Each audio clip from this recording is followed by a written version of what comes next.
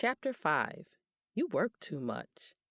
If I had $1 for every time I heard the statement, you work too much, I would be a billionaire. No matter what setting I'm in, no matter who I am with, I am constantly presented with these questions. Are you working today? Are you still working? You're always working. Do you ever get any rest? The mere statement by itself really causes me to do some deep breathing because one part is I must stop and ask myself, is the individual concerned about me or is this more about them?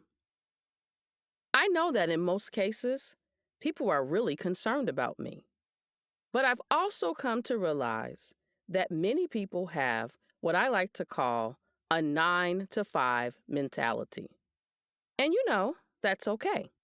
My work ethic and what I do or how I do it is not for everyone.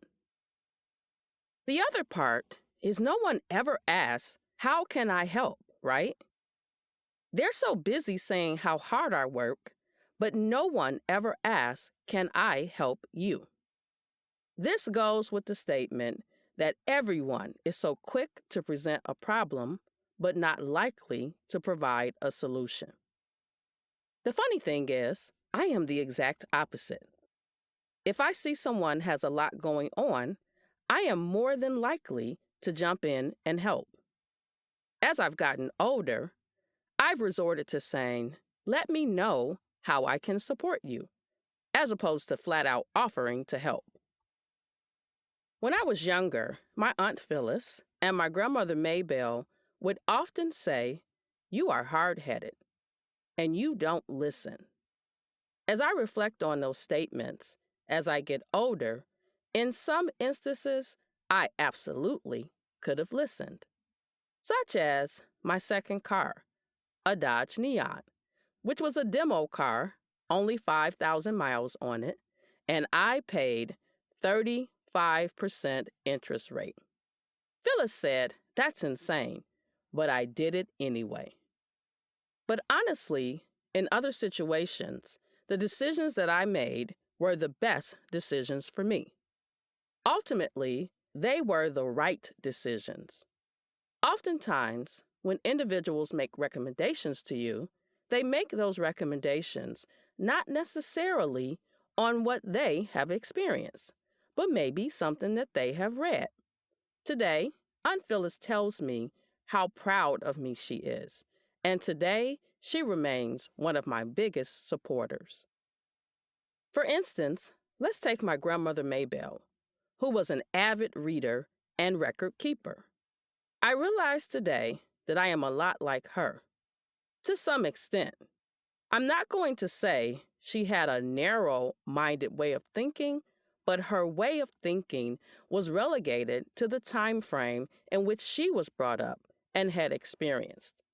For example, when I purchased my first house, she made a comment that a single woman should not purchase a home alone. Well, I wasn't going to allow that statement to stop me from carrying out my dream. When I did my dissertation, I based it on lived experiences. So what does that mean? I truly believe that what individuals have lived and experienced are the best resources to share. It's one thing to read how scary a roller coaster is, but another when we ride a roller coaster. Let me explain further. When individuals offer me advice about you work too hard, do you ever take time to rest? I often ask myself the question as to why you are spending precious moments you cannot get back worried about me. I understand that most are generally concerned. I understand that most are genuinely concerned.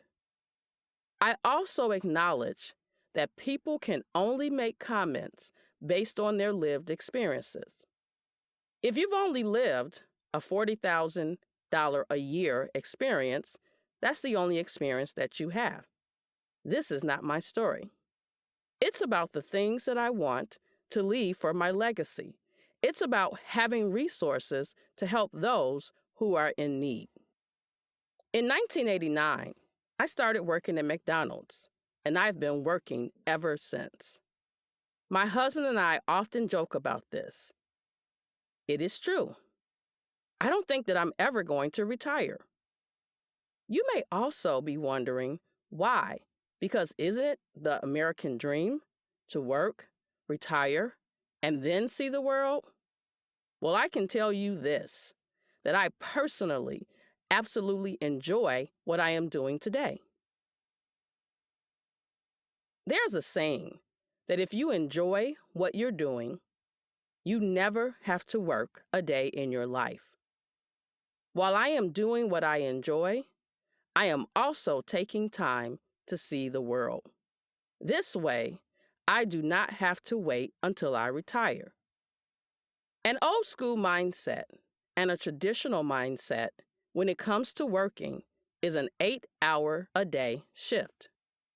You don't do anything before or after. My mindset is completely different for a variety of reasons. I've come to the realization that I do not owe anyone an explanation as to why I work so hard, but let me share. When I think about my number one reason for working, I consider my daughter, Jasmine. When I die, she does not have any biological siblings to take care of her.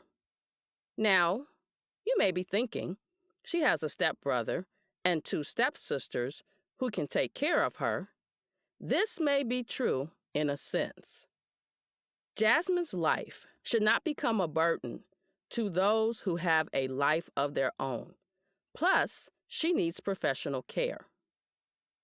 This type of care I must pay for and coordinate for her while I am here.